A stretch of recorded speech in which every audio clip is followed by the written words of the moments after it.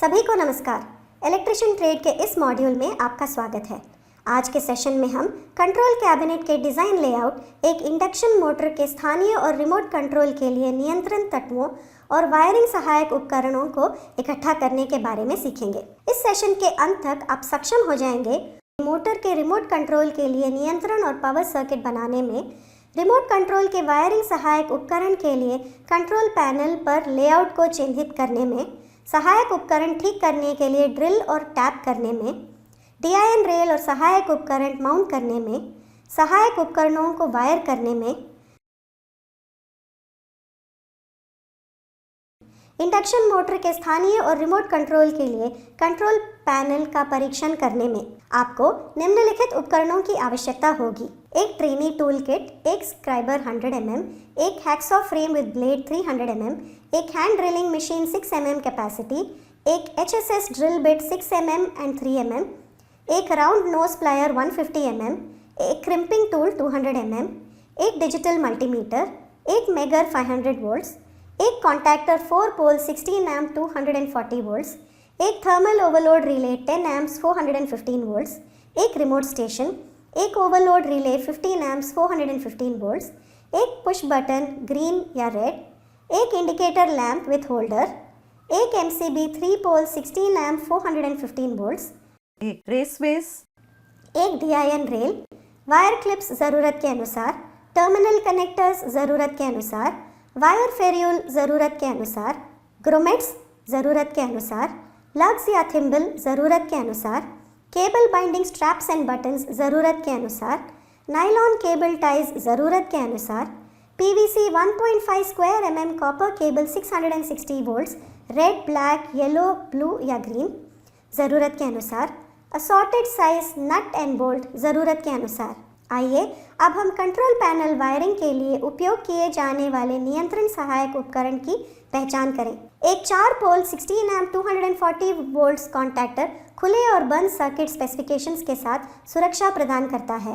एक 10 amp 415 volt thermal overload relay सुरक्षा प्रदान करता है, जो ओवरहीटिंग होने पर समझ लेता है और सर्किट को खोलने के लिए सिग्नल भेजता है।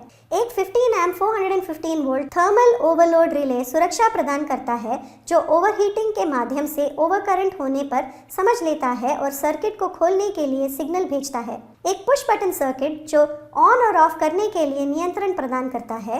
एक 4 पोल 16 amp 415 MCB सर्किट जो ऑन और ऑफ करने के लिए नियंत्रण और सुरक्षा प्रदान करता है और ओवरलोड के दौरान बंद हो जाता है। इससे पहले कि हम पावर सर्किट की ड्राइंग और वायरिंग पर ध्यान दें, आइए इंडक्शन मोटर के लोकल और रिमोट कंट्रोल का अर्थ समझें। इंडक्शन मोटर का स्थानीय इंडक्शन मोटर के नियंत्रण को संदर्भित करता है, जो सीधे मोटर के कंट्रोल पैनल पर किया जाता है, जबकि रिमोट कंट्रोल से तात्पर्य मोटर के नियंत्रण से है, जो दूर से किया जाता है, आमतौर पर रिमोट कंट्रोल डिवाइस या सिस्टम के माध्यम से। हमारे घरों में कई उपकरण स्थानीय और रिमोट कंट्रोल के साथ इंडक्शन मोटर का उपयोग करते हैं, जैसे छत के पंखे और पानी का पंप। इसलिए सिंगल लोड के स्थानीय और दूरस्थ संचालन के लिए एक कंट्रोल पैनल होना आवश्यक है। सबसे पहले हमें एक इंडक्शन मोटर के स्थानीय और रिमोट कंट्रोल के लिए कंट्रोल और पावर सर्किट डायग्राम विकसित करने की आवश्यकता है। कंट्रोल और पावर सर्किट बनाएं और सर्किट की शुद्धता की जांच करें। इंडक्शन मोटर के लोकल और रिमोट नियंत्रण के लिए कंट्रोल सर्किट के योजनाबद्ध आरेख डायग्राम में हमने सर्किट को बंद करने के लिए एक सामान्य ओपन पुश बटन और मोटर को रोकने के लिए एक सामान्य क्लोज्ड पुश बटन का उपयोग किया है। याद रखें, जब किसी लोड को विभिन्न स्थानों से नियंत्रित किया जाता है तो सभी स्टॉप पुश बटन एक दूसरे से श्रृंखला में जुड़े होने चाहिए, जबकि सभी स्टार्ट पुश बटन एक दूसरे के समांतर जुड़े होने चाहिए। OLR रिले मोटर को ओवरलोड करंट से बचाता है। कंट्रोल और पावर सर्किट में टर्मिनल नंबर को लेबल करें। अब जब हमने चर्चा की है कि कंट्रोल पैनल वायरिंग के लिए नियंत्रण सहायक उपकरण का उपयोग कैसे किया जाता है, आइए कंट्रोल पैनल में लेआउट के चित्रण और मार्किंग पर आगे बढ़ें।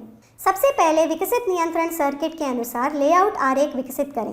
आवश्यक सहायक सामग्री का चयन करें और जांचें।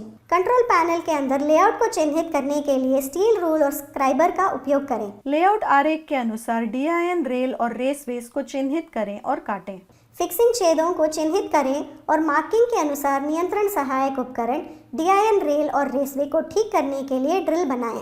स्क्रू और बोल्ट का उपयोग करके नियंत्रण सहायक उपकरण रेसवे और DIN रेल को ठीक करें। अंत में चिन्हों के अनुसार इंडिकेटर लैंप, पुश बटन और वायर क्लिप के लिए पैनल के दरवाजे में आवश्यक छेद बनाने के लिए ड्रिल का उपयोग करें। आइए अब इंडक्शन मोटर के लोकल और रिमोट कंट्रोल के लिए नियंत्रण और पावर सर्किट को तार दें। नियंत्रण कक्ष कैबिनेट में रिले कॉन्टैक्टर्स और अन्य सहायक उपकरणों को उचित स्थिति में ठीक करें। लेआउट के अनुसार केबल को मापें और काटें। लेआउट के अनुसार टर्मिनलों के दोनों सिरों पर फेरुल नंबर डालें। आसान रखरखाव और मरम्मत के लिए रेसवे में तारों की कुछ अतिरिक्त लंबाई छोड़ दें। रेसवे में तारों को एक एक करके चलाएं। तारों के क्रॉसओवर से बचें। क्रॉसओवर से बचने के लिए ऊर्ध्वाधर तारों को क्षैतिज रूप से चलाया जा सकता है। तार के सिरों को छीलें और उपयुक्त लग्स या थिम्बल से सिकोड़ें। सर्किट आरेख के अनुसार नियंत्रण सर्किट और पावर सर्किट वायरिंग को कनेक्ट करें। ढीले कनेक्शन और अत्यधिक जकड़न से बचें। रेसवे में तारों को रूट करें। केबल बाइंडिंग पट्टियां और बटनों का उपयोग करके रेसवे में तारों को छेदें और बांधें। वायरिंग के ऊपर PVC रेसवे को कवर करें। रेसवे को कवर करते समय केबल के कुचलने से बचने के लिए आवश्यक सावधानी बरतें। हिंज्ड दरवाजों में तारों के यू लूप बनाएं। केबल को दरवाजों से बांधें। पैनल दरवाजे में केबलों को पकड़ने के लिए उपयुक्त स्थानों पर वायर क्लिप लगाएं। यू लूप को पैनल दरवाजे की गति और बंद होने में बाधा नहीं डालनी चाहिए। आरेख और टर्मिनल विवरण के अनुसार इनकमिंग और आउटगोइंग टर्मिनल को कनेक्ट करें। केबलों पर तनाव से बचने के लिए क्रोमेट्स का उपयोग करें।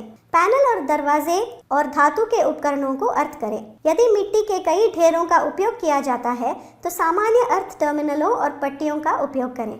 पैनल के इंसुलेशन प्रतिरोध को मापें। यदि IR मान 1 मेगाओम से कम हो तो उचित उपचारात्मक कार्रवाई करें। OLR को मोटर के पूर्ण लोड करंट के अनुसार सेट करें। अब आइए इंडक्शन मोटर के लोकल और रिमोट कंट्रोल ऑपरेशन के लिए कंट्रोल पैनल का परीक्षण करें। मेन सप्लाई ऑन करने के बाद हमें यह जांचना होगा कि नियंत्रण सर्किट ठीक से काम करता है या नहीं। तो सबसे पहले केवल कंट्रोल सर्किट सप्लाई ऑन करें। अब रिमोट स्टार्ट पुश बटन दबाएं और देखें कि पावर कॉन्टैक्टर को पिकअप मिलता है या नहीं। रिमोट स्टॉप पुश बटन दबाएं और देखें कि पावर कनेक्टर गिरता है या नहीं। इसी प्रकार लोकल पुश बटन स्टेशन से स्टार्ट और स्टॉप पुश बटन संचालन की जांच करें और सुनिश्चित करें कि संपर्ककर्ता क्रमशः पिकअप और ड्रॉप करता है। यदि नियंत्रण सर्किट संतोषजनक ढंग से काम करता है तो मोटर के साथ पावर सर्किट चालू करें। अंत में संकेतों के साथ इंडक्शन मोटर के लोकल और रिमोट कंट्रोल का परीक्षण करें और मोटर संचालन का निरीक्षण करें।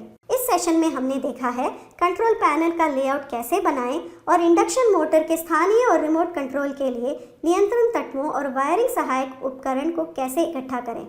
ये अवधारणाएं आगामी सत्रों में अधिक उन्नत विषयों की हमारी समझ के लिए आधार के रूप से काम करेंगी। इस सेशन में आपके ध्यान और भागीदारी के लिए धन्यवाद। अगले सेशन में फिर मिलेंगे।